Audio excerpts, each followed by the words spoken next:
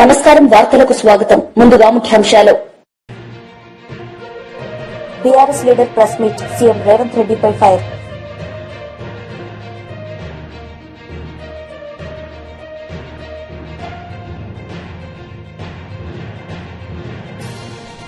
మంత్రి శ్రీధర్ బాబు మీడియా సమావేశం, పలు అంశాలపై వివరణ.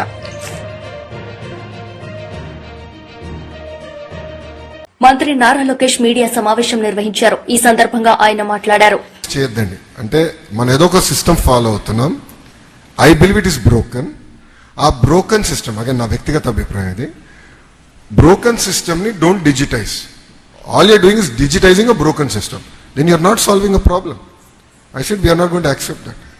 సో అలాంటి అన్ని ప్రాసెసెస్ పేపర్ మీద పెడుతున్నాం, ఇంటర్నల్ గా మేము డిస్కస్ చేస్తున్నాం. ఇప్పుడు భాస్కర్ గారు ఫీల్డ్ లో కలెక్టర్ గా చేశారు, సీనియర్ కలెక్టర్ గా చేశారు, చాలా రోజులు ఉన్నారు. సో ఆయన అనుభవం ఉంది, ఇతర అధికారుల అనుభవం తీసుకుని ఎట్లా దీన్ని స్ట్రీమ్ లైన్ చేయాలి, ప్రతి ప్రాసెస్ ని నేను ప్రశ్నిస్తున్నాను యాజ్ ఆర్టీజీ మినిస్టర్. అది స్ట్రీమ్ లైన్ చేసి ఆ services we will launch to citizen. That is number 2. Number 3, total గా సుమారుగా 520 సర్వీసెస్ మేము తీసుకొస్తున్నాం. అదనంగా సర్వీసెస్ కూడా కొన్ని యాడ్ అవుతాయి. ఎందుకంటే ప్రభుత్వం కొన్ని కొత్త సర్వీసులు తీసుకురావాలనుకుంటుంది. ఇప్పుడు అన్న క్యాంటీన్ ఉంది, గతంలో లేదు. ఇప్పుడు అన్న క్యాంటీన్ కూడా మీరు సింపుల్ గా వాట్సాప్ ద్వారా డబ్బులు కట్టేసి క్యూఆర్ కోడ్ తీసుకెళ్ళి స్కాన్ అయిపోతుంది, మీరు భోజనం చేయొచ్చు. గతంలో ఉండేది కాదు. సో అలాంటి సర్వీసెస్ ఇవాల్వ్ అవుతూ ఉంటాయి. But as of now we are envisaging 520 services. Grievances వచ్చేగల మాకు చాలా మంది గ్రీవెన్సెస్ ఇస్తారు. మళ్ళీ గ్రీవెన్స్ స్టేటస్ ఏంటి అనేది తెలుసుకునే దానికి మేము వాట్సాప్ లో ఏర్పాటు చేసాం. దాంట్లో we're also going to do a survey. So this is going to be ఏదో వన్ సైడ్ కాదు, అంటే ప్రజలు అడిగారు మేము సర్వీస్ డెలివరీ చేసాం అట్లా కాకుండా, సర్వీస్ డెలివరీ చేసిన తర్వాత మీరు హ్యాపీగా ఉన్నారా, మీరు మీ ఎక్స్పీరియన్స్ ఎంత రేట్ చేస్తారు, ఇంప్రూవ్మెంట్స్ ఎలా చేయాలి అనేది ఫీడ్బ్యాక్ తీసుకుంటాం. All this will happen in the eco system of WhatsApp. That is the whole thought process. Sir, to use the services it is free.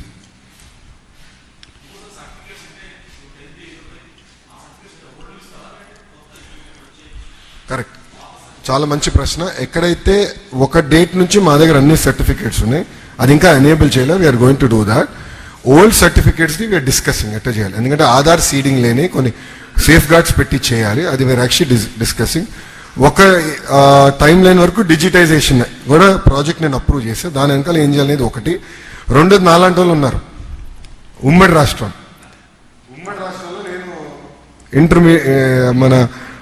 నేను CBSE student, but SSC 11th 12th వచ్చేగల SSC boards లో ఉన్నా 11th and 10th. So నా పరిస్థితి ఏంటని కూడా నేను అడిగా అధికారులు. సో అది 2 రాష్ట్రాలకు సంబంధించిన issue. We're trying to resolve that. So ఇలాంటి nuances చాలా ఉన్నాయి. So we're trying to figure that out one by one. But we will resolve that and launch in phase 2. That is the thought process. sir, I have. One second, I'll just follow.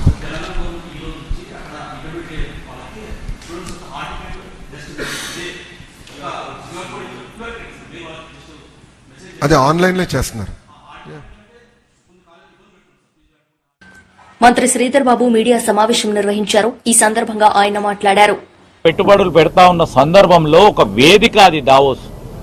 వారు వచ్చి అక్కడే పెట్టుకుంటాము అంటే లేదు లేదు లేదు మా నరేందర్ రెడ్డి ఇంటి ముందనే పెట్టాలా, లేకపోతే మా మోహన్ ఇంటి ముందనే చేయాలి ఎంఓయు అని అనుకునేవారు అనుకుంటారు. కానీ పెట్టుబడి పెట్టే ఆ సోదరుడు, ఆ పారిశ్రామికవేత్త మేము ఇక్కడ చేస్తాము, మేము కాదు మా మోహన్ ఇంటి ముందడికే రావాలంటే అది వారికి కుదరదు, మాకు కుదరదు. సో ఒక పాజిటివ్ దృక్పథంతో పోవాలి. పెట్టుబడులు ఇవాళ వచ్చినాయి, ఎంఓయూకే సంబంధమైందని నిన్న ముఖ్యమంత్రి గారు చెప్పారు. నిశ్చయమైంది పెళ్లి, ఎంతమంది పిల్లలు పుడతారని అడిగితే ఏమైనా లాభం ఉంటుందా? ఈ రోజు ఒక పాజిటివ్ దృక్పథంతో పెట్టుబడులు రావాలి. ఎంఓయూలు చేసుకున్న తర్వాత ఇంకా అనేక అంశాలు ఉంటాయి. మేము గత సంవత్సరం 18 ఒప్పందాలు చేస్తే 17 యాక్టివ్గా ఈరోజు వివిధ స్థాయిలో ఉన్నాయి. దాంట్లో 10 50% మించి పనులు అయిపోయినాయి. ఇవాళనే పెట్టుబడులు పెట్టడం, రేపే కావాలంటే ఇవాళే పెళ్లి చూపులు చూసి రేపే కావాలంటే ఎట్లనయ్యా అన్ని మన చెప్పినట్టుంది. ఇది వ్యవహారం మేము ఒక పాజిటివ్ దృక్పథంతో ఖచ్చితంగా కూడా ఈ రాష్ట్ర అభివృద్ధిలో మనం అందరం కూడా భాగస్వాములం కావాలి. తెలంగాణ రాష్ట్రం ఏర్పడ్డది పారిశ్రామిక రంగంలో కానీ ఐటీ రంగంలో కానీ మొదటి స్థానంలో ఉండాలి. దేశంలో ప్రపంచ స్థాయిలో ఆలోచన చేసేవారు. నేను వారిని కూడా కోరుతా ఉన్నారు, మీకున్న అనుభవంతో మాకు సలహా సూచనలు ఇవ్వండి, ఏ విధంగా ముందుకు పెడతామని. అడ్డంకులు వేయకుండా ముందుకు తీసుకెళ్లే ప్రయత్నం చేయాలని కోరుతా ఉన్నాం. రెండు తెలుగు రాష్ట్రాల మధ్యలో పోటీలో ఎవరు యా. ఇప్పుడు అఖిల భారత కాంగ్రెస్ పార్టీకి సంబంధించి ఇవాళ కానీ రేపు కానీ మా పార్టీ పరంగా గ్రాడ్యుయేట్స్ కాన్ఫరెన్స్కి సంబంధించి అభ్యర్థిని ఖరారు చేయడం జరుగుతుంది. సిట్టింగ్ స్థానాన్ని కాపాడుకుంటారా? ఫీల్డ్ లెవెల్లో బాగానే ఉంది. అరే 100% మేమే గెలుస్తాం. 100% గ్రాడ్యుయేట్స్ కానీ ఖచ్చితంగా గెలుస్తాం ఎమ్మెల్సీ.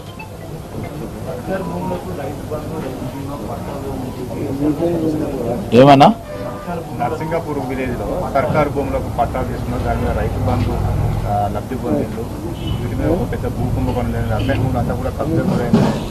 ఈరోజు స్పష్టంగా భూభారతి వస్తుంది.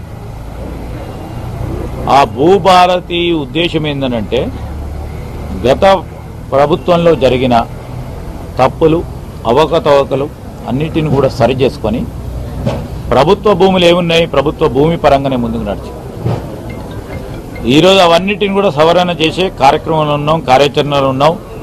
తప్పకుండా ఎక్కడైనా ఇట్లాంటి విషయాలు వస్తే విచారణ జరిపిస్తాం, ప్రభుత్వ భూమిని కాపాడతాం. ఎట్టి పరిస్థితుల్లో కూడా అధికారులకు కూడా తప్పకుండా గట్టిగా చెప్పి దీనిపైన నిర్ణయం చేయమని కోరటం జరుగుతుంది. గ్రాడ్యుయేట్స్ ఎలక్షన్స్ లో పార్టీ ఇతరులు జాయిన్ చేసుకుని టికెట్ అనౌన్స్ చేస్తుందా? పార్టీలో ఉన్న వాళ్ళకే ఎవరైనా దరఖాస్తు చేసుకున్నారా? చాలా మంది దరఖాస్తు చేసుకుంటారు. ఎమ్మెల్సీకి ఏమైనా అవకాశం ఉంటుందా? ఎట్లా అంటే జీవన్ రెడ్డి గారు పోటీలో ఉన్నా అని ఏఐసిసి పెద్దలకు కానీ మా పిసిసి వారికి మా ముఖ్యమంత్రి గారికి తెలియజేయడం జరిగింది. ఆయన పోటీ చేయకపోతే పార్టీలో ఉన్న వ్యక్తి పోటీ చేసే అవకాశం ఉంటుందా? బయట నుంచి ఎవరైనా జాయిన్ చేస్తారు? ఇప్పుడు పార్టీలో ఉన్న ఎవరైనా మిత్రులు కోరితే ఫస్ట్ ప్రాధాన్యత వారికి ఉంటుంది.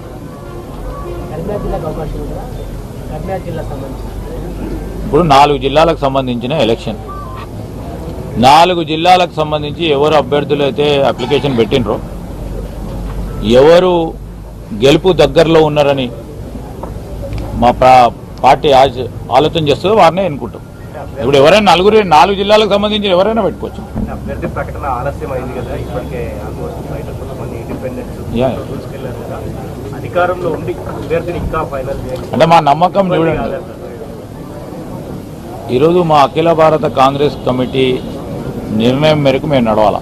ఏ రోజు నిర్ణయం చేస్తే ఆ విధంగా అంతఃపూర్వకం కూడా ఈరోజు ఎవ్వరు అభ్యర్థి అయినా గెలిపియాలనే ఉద్దేశంతోనే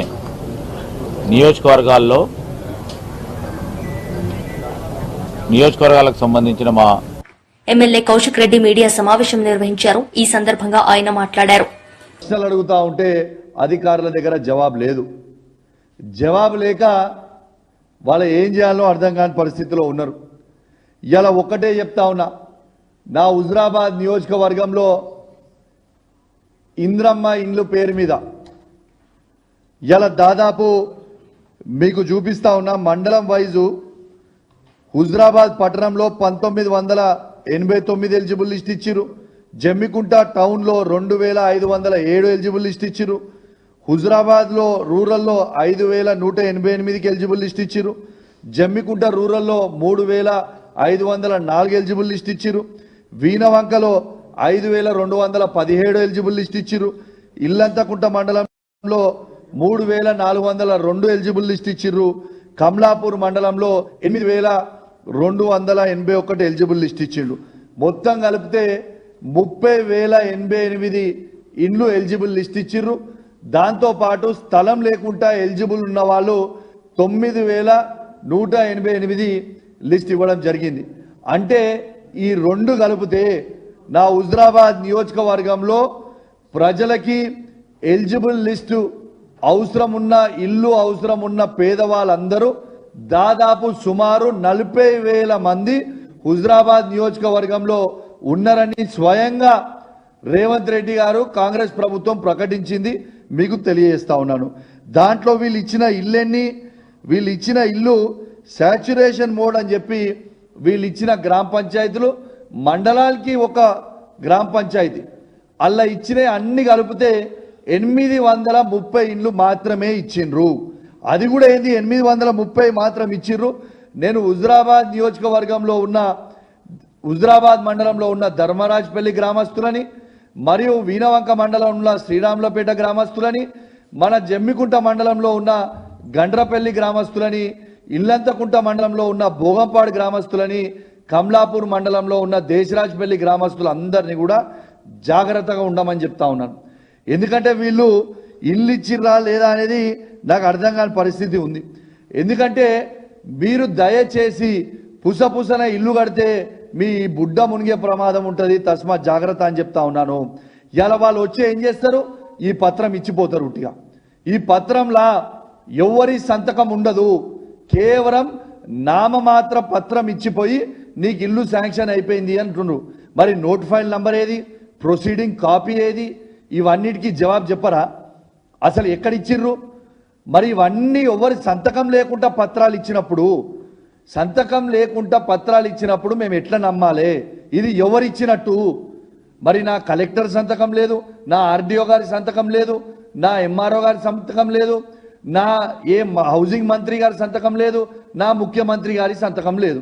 మరి వీళ్ళందరి సంతకాలు లేకపోతే మళ్ళొక్కసారి మాజీ మంత్రి నిరంజన్ రెడ్డి మీడియా సమావేశం నిర్వహించారు. ఈ సందర్భంగా ఆయన మాట్లాడారు. గండంలాగే ఉంది, రోజు గడిస్తే గండం గడిచినట్లుగా ప్రజలు భావించేటువంటి దుస్థితి ఏర్పడ్డది. 420 హామీలు 6 గ్యారంటీలతో సాధించిందంటూ ఏమీ లేదు, నిజంగా సాధించిందంటూ ఏమీ లేదు. గాలి మాటలు ఢిల్లీ మూటలు తప్ప 14 నెలల కాలంలో ఈ సర్కార్ సాధించింది ఏమీ లేదు. చెప్పినటువంటి గొప్పలు, చేసినటువంటి భాషలు, ఆడినటువంటి మాటలు ఆకాశాన్ని అంటుకున్నాయి. కానీ ఆచరణకు వచ్చేటప్పటికి వాళ్ళ మన కళ్ళ ముందు ఏం పరిస్థితి ఉందో తెలుస్తూ ఉంది. మిర్చి రైతులు రోడ్డెక్కినారు, వేరుశనగ రైతులు రోడ్డెక్కుతున్నారు, పత్తి రైతులు రోడ్డెక్కి అలసిపోయినారు. రైతులందరూ కూడా అన్ని పంటలు పండించినటువంటి రైతులు కూడా తమ పండించినటువంటి వ్యవసాయ ఉత్పత్తులకు ధర లేక, కనీస మద్దతు ధర లేక తల్లడిల్లినారు, వాపోయినారు. రైతులకు మీరు ఆశ చూపించినటువంటి ఈ సర్కారు లేదా ఈ పార్టీ అధికారంలోకి వచ్చే ముందు ఆశ చూపించినటువంటి ఏ ఒక్కటి అమలు కాక, సమగ్రంగా రుణమాఫీ అమలు కాక, సకాలంలో కాక, సగం సగమే అయ్యి, రైతు బంధు అసలే అమలు కాక, బోనస్ పేరు మీద చేసినటువంటి పెద్ద దగా మోసం వెరసి రైతాంగం కనీసం నిర్దిష్ట వేళలకు కరెంటు నీళ్లు కూడా రానటువంటి నీటి యాజమాన్యం, కరెంటు యాజమాన్యం కూడా సక్రమంగా నిర్వహించలేటువంటి దుస్థితిలో ఒక ధైర్యాన్ని కోల్పోయి, విశ్వాసాన్ని కోల్పోయి, నమ్మకాన్ని కోల్పోయి కకావికలమవుతున్నారు రైతులు. నిరాశ నిస్పృహలకు గురవుతున్నారు. ఇదేదో విపక్ష పార్టీలు లేకుంటే ప్రతిపక్ష పార్టీగా మేము కాంగ్రెస్ వ్యతిరేకులో మాట్లాడేటువంటి మాట కాదు. కొన్ని నెలలుగా మీడియాలో, సోషల్ మీడియాలో చూస్తే సాక్షాత్తు కాంగ్రెస్ ప్రజాప్రతినిధులు కావచ్చు, కాంగ్రెస్ పార్టీకి సంబంధించినటువంటి దిగువ శ్రేణిలో ఉండేటువంటి నాయకులు, కార్యకర్తలు మాట్లాడుతూ ఉన్నారు. జనం మా పై బగలగొట్టేటట్లున్నారు, ఇక మీరు ఇచ్చినటువంటి తప్పుడు హామీలకు మేమేం చేయలేకపోతున్నామని చెప్పి వాపోతున్నారు, ధర్నాలు చేస్తున్నారు. అవన్నీ సోషల్ మీడియాలో వస్తున్నాయి. ఇవన్నీ ఎవరో కల్పితమో కాదు, ఎవరో ప్రేరేపించి చేసినవో కాదు, కళ్ళ ముందు ఉండేటువంటివే. ఎన్నడైనా గతంలో 9.5 ఏళ్ల కాలంలో ఏ పంటకైనా కనీసం మద్దతు ధర రానటువంటి పరిస్థితి రైతాంగం చూసిందా? ఇలా అదే గుర్తు చేసుకుంటున్నారు రైతులు ప్రతిరోజు. ఈ సర్కారు వచ్చినటువంటి మొదటి రోజు నుంచి కూడా ముఖ్యమంత్రి గారేమో డాంబికాలకు పోయి చాలా పొడు మాటలు, పెద్ద పెద్ద మాటలు మాట్లాడుతూ వస్తున్నారు. ఈ కేసీఆర్ని లేకుండా చేస్తా, కేసీఆర్ ఆనవాళ్ళు లేకుండా చేస్తా, తుడిపేస్తా, ఇది చేస్తా, అది చేస్తా అని నోటికి వచ్చినటువంటి విధంగా ఆయన మాట్లాడుతున్నారు. సరే, అది ఆయన ప్రజ్ఞాపాఠవాలని, ఆయన తెలివితేటల్ని, ఆయన సంస్కారాన్ని తెలియజేస్తాయి. దాని మీద మేము ఎక్కువ మాట్లాడాం. కానీ ప్రజలు ఎవరిని గుర్తు చేసుకుంటున్నారు? నువ్వు ఏ ఆనవాళ్ళు లేకుండా చేస్తా అని చెప్పినావో, ఎవరి పేరు ఉచ్చరించకుండా చేస్తా అని చెప్పినావో, ఈరోజు తెలంగాణలో ఉండేటువంటి 50 మంది ప్రజలు, అన్ని వర్గాల ప్రజలు, రైతులు కానీ, ఆటో కార్మికులు కానీ, మహిళలు కానీ, పెన్షన్దారులు కానీ, ఇవాళ ఎవరిని గుర్తు చేసుకుంటున్నారు? కేసీఆర్ కిట్ వచ్చేవాళ్ళు కానీ, కళ్యాణ లక్ష్మి వచ్చేటువంటి వాళ్ళు కానీ, ఇవాళ గుర్తు చేసుకుంటున్నటువంటిది ఎవరిని? ప్రతిరోజు కేసీఆర్ను గుర్తు చేసుకుంటున్నారు. గుర్తు చేసుకోవడం కాదు, అయా మేము మిమ్మల్ని వదులుకొని మేము మోసపోతే మేము గోసపో. బీజేపీ లీడర్ లక్ష్మణ్ మీడియా సమావేశం నిర్వహించారు. ఈ సందర్భంగా ఆయన మాట్లాడారు. ఆర్థిక పరిస్థితి సహకరించడం లేదని, పూర్తిగా రాష్ట్రం అప్పుల కుప్పగా మారిందని సాకులు వెతుకుతూ ఇవాళ కాంగ్రెస్ గ్యారెంటీలంటే మోసానికి ఇది బ్రాండ్ అంబాసిడర్గా మొత్తం దేశవ్యాప్తంగా ఇది మారుతుంది. స్వయంగా నిన్న స్పీకర్ గారు గడ్డం ప్రసాద్ గారు వారంటే మాకు గౌరవం, ఆర్థిక స్థితి తెలియక మేము హామీలు ఇచ్చామంటున్నాడు. అంటే ఆర్థిక పరిస్థితిని సాకుగా చూపించి హామీలు ఎగ్గొట్టడానికి దారులు వెతుకుతున్నట్టుగా ఇవాళ మారుతూ ఉన్నది పరిస్థితి. అంటే ఎన్నికల ముందు ఈ రాష్ట్ర ఆర్థిక పరిస్థితి పట్ల మీకు సోయి లేకుండా హామీలు ఇచ్చారా? అంటే కేవలం ప్రజలను మభ్యపెట్టడానికి ఏమైనా చెబుదాము, ఓట్లు దండుకుందాము, తర్వాత తెప్ప తగలేద్దాం అనుకుంటే తెలంగాణ ప్రజలు అమాయకులను మీరు భావిస్తూ ఉన్నారా?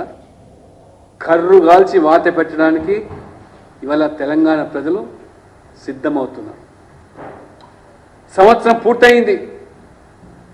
హామీలు గత 10 ఏళ్లలో 7 లక్షల కోట్ల అప్పు బీఆర్ఎస్ చేసిందని చెప్పి రేవంత్ రెడ్డి గారే స్వయంగా మరి ఆనాడు విమర్శలు గుప్పించి మరి రాష్ట్రం అప్పుల్లో కూరుకుపోయిందని తెలిసే కదా మీరు ఈ 6 గ్యారెంటీలు, 66 హామీలు, 420 వాగ్దానాలు. రాష్ట్ర ఖజానా ఖాళీ అని ఇవాళ గొలుగుతే హామీల నుంచి తప్పించుకుంటామంటే ఇవాళ తప్పుకునే పరిస్థితి లేదు. అవసరమైతే మిమ్మల్ని తప్పిస్తారు, లేదా తప్పుకోండి ప్రజలకు క్షమాపణ చెప్పి. అంతేగాని ఈ కూనీ రాగాలు తీస్తూ 100 రోజుల్లో అమలు చేస్తామని చెప్పి 420 హామీలు ఇచ్చి ఏడాది గడుస్తున్నా ఇప్పుడు కాంగ్రెస్ నాయకులు తల్లొక రీతిలో మాట్లాడుతారు. ఆయన రాజగోపాల్ రెడ్డి గారు శాసనసభ్యులు వారు మాట్లాడుతున్నారు.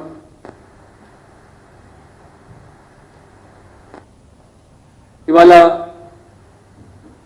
గ్రామాల్లో తిరుగుతూ ఉంటే ప్రజలు తిరగబడుతున్నారు, రైతు భరోసా అడుగుతున్నారు, రైతు హామీ రైతు బంధు గురించి ప్రస్తావిస్తున్నారు, రుణమాఫీ అడుగుతూ ఉన్నారు. ఈ రకంగా ప్రభుత్వం మీద ప్రజలు తిరగబడుతున్నారని చెప్పి స్వయంగా అధికార పార్టీ శాసనసభ్యుడు చెప్తున్నాడంటే అప్పుడేమో అలకానందల హామీలు ఇచ్చి ఇప్పుడు బోర్లు బిగించి చేతులు తీసినట్టుగా మీ వ్యవహారం కనబడుతుంది. అది సాధ్యం కాదు, ఇది కాదు అంటే Bharatiya Janata Party. YSRCP leader media సమావేశం నిర్వహించారు. ఈ సందర్భంగా ఆయన మాట్లాడారు. YSR Congress Party raised the issue of Polavaram project. So we demanded a discussion on Polavaram project for its delay, and there are some rumors and there's ambiguity that the height of Polavaram project is going to be reduced. So we demanded a statement from the minister, and we demanded a short-term discussion on that, and also we demanded a discussion on AP Reorganization Act. AP Reorganization Act is meant to be done in 10 years, but even after 10 years there are a lot of issues which have not been resolved. So we asked for a discussion on AP Reorganization Act, and also we raised the issue of the scam done by Margadarshi Financiers, and we are going to raise this in the budget discussion also, and we are going to represent to the finance minister and the prime minister also on this. And one issue which all parties agreed with us is the menace of drug abuse, so which has to be addressed very seriously in our country. So drug abuse has to be tackled very strongly, and we demanded a calling attention motion discussion on that, where the minister will address it. Last time also, YSR Congress Party raised this issue in a calling attention motion, so we want to do it again, and we want everybody, all the parties to come together to fight on this. Thank you. TDP leader media సమావేశం నిర్వహించారు. ఈ సందర్భంగా పలు అంశాలపై ఆయన మాట్లాడారు. రావాలని చర్మకారులు ఎవరైతే ఉన్నారో ఆ వృత్తికి ప్రాధాన్యత ఇచ్చి చర్మకార పనిని కూడా పారిశ్రామిక రంగంగా తీర్చిదిద్దాలని చెప్పేసి ఆనాడు చంద్రబాబు నాయుడు గారు ఆలోచన చేసి ఉమ్మడి ఆంధ్రప్రదేశ్లో రాష్ట్ర వ్యాప్తంగా మినీ పార్కులు, మీడియం పార్కులు, మెగా పార్కులు నియమించాలని చెప్పేసి తలచి ఉమ్మడి ఆంధ్రప్రదేశ్లో అనేక చోట్ల లిడ్ క్యాప్కి స్థలాలు కేటాయించడం జరిగింది. లిడ్ క్యాప్ అనేది ఒకటి ఏర్పాటు చేసి అది నిర్వీర్యంగా పడి ఉన్నటువంటి సంస్థకి వన్నె తీసుకొచ్చి ఈ చర్మకార వృత్తి చేసుకునేటువంటి వాళ్ళ జీవితాలు బాగుపడాలని, వాళ్ళకి గౌరవం రావాలని, అది పారిశ్రామికంగా ఎదగాలని చెప్పేసి ఆలోచించినటువంటి గొప్ప వ్యక్తి నారా చంద్రబాబు నాయుడు గారు. ఆ తర్వాత రాష్ట్రం విడిపోయిన తర్వాత కూడా దానికోసం నిధులు కేటాయించి రోడ్ల మీద ఎవరైతే చెప్పులు కుట్టుకుంటా ఉన్నారో వారి కోసం కూడా ఆలోచించి వెహికల్స్ ఇచ్చి కొంత అభివృద్ధిలోకి తీసుకొచ్చినటువంటి పరిస్థితి ఉన్న తర్వాత 2019 నుంచి 24 వరకు ఏదైతే జగన్మోహన్ రెడ్డి గవర్నమెంట్ వచ్చిందో అన్ని రంగాల్ని చిన్న చూసినట్టుగానే, అన్ని వ్యవస్థల్ని నాశనం చేసినట్టుగానే, అందరు ప్రజల్ని ధ్వంసం చేసినట్టుగానే ఈ లిడ్ క్యాప్ సంబంధించినటువంటి ప్రజల్ని మోసం చేశాడు. లిడ్ క్యాప్ సంస్థని పూర్తిగా ధ్వంసం చేసినటువంటి పరిస్థితి జగన్మోహన్ రెడ్డికే దక్కింది. ఈ క్రమంలో మొన్న కూటమి ప్రభుత్వం అధికారంలోకి వచ్చిన తర్వాత చంద్రబాబు నాయుడు గారు, లోకేష్ గారు నన్ను లిడ్ క్యాప్ సంస్థకి చైర్మన్ గా నియమించడం జరిగింది. వారికి ప్రత్యేకమైనటువంటి ధన్యవాదాలు తెలియజేస్తా ఉన్నాను. అయితే ఇది ఒక ఛాలెంజ్ గా జగన్మోహన్ రెడ్డి మార్చేశాడు. అయినా కూడా చంద్రబాబు నాయుడు గారు, లోకేష్ గారు ఈ సంస్థని మళ్ళా బ్రతికించాలని, చర్మకారులు ఎవరైతే ఉన్నారో వాళ్ళ వృత్తికి గౌరవం తీసుకురావాలని, దాన్ని పారిశ్రామికంగా ఆంధ్రప్రదేశ్లో ఎదిగేటట్టు చేయాలని చెప్పేసి నిరంతరం ఆలోచిస్తూ ఉన్నటువంటి పరిస్థితి. ఈ క్రమంలోనే నేను చైర్మన్ అయిన తర్వాత రాష్ట్రంలో లిడ్ క్యాప్ సంస్థ గతంలో చంద్రబాబు నాయుడు గారు కేటాయించినటువంటి స్థలాలు ఎన్నున్నాయి, వాటిని ఏ విధంగా వర్క్లోకి తీసుకురావచ్చు, వాటిల్లో ఎక్కడెక్కడ ఏ పరిశ్రమలు పెట్టవచ్చు, ఈ వర్గాలకి సంబంధించినటువంటి వారికి జీవనోపాధి పెంచడంతో పాటు పారిశ్రామికంగా కూడా లిడ్ క్యాప్ని ముందుకు తీసుకెళ్లిపోయి పారిశ్రామీకరణ చేసి అనేక మందికి ఉద్యోగాలు కల్పించి వ్యాపారంలో కూడా ఇది ముందుకెళ్లేటట్టు చేసి రాష్ట్రానికి రెవెన్యూ తీసుకురావాలనే ఉద్దేశంతో రాష్ట్రం మొత్తం కూడా దాదాపు ఈ 3 నెలల పాటు అనేక చోట్ల పర్యటించడం జరిగింది. దానిలో భాగంగా ఆంధ్రప్రదేశ్లో లిడ్ క్యాప్ సంబంధించినటువంటి చర్మ పారిశ్రామిక రంగానికి సంబంధించినటువంటి ఒకే ఒక పరిశ్రమ ఉంది. అది కూడా ప్రైవేట్ వ్యక్తుల చేతుల్లో ఉంది. తడలో వార్తలు ముగించే ముందు ముఖ్యాంశాలు మరోసారి. BRS leader press meet, CM Revanth రెడ్డిపై ఫైర్.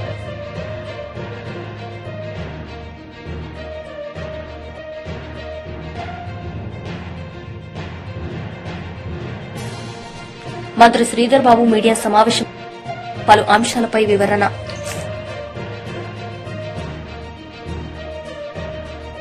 ఈ వార్తలు ఇంతటితో సమాప్తం. తిరిగి ప్రసారమయ్యే వార్తల్లో మళ్లీ కలుద్దాం. అంతవరకు సెలవు. నమస్తే.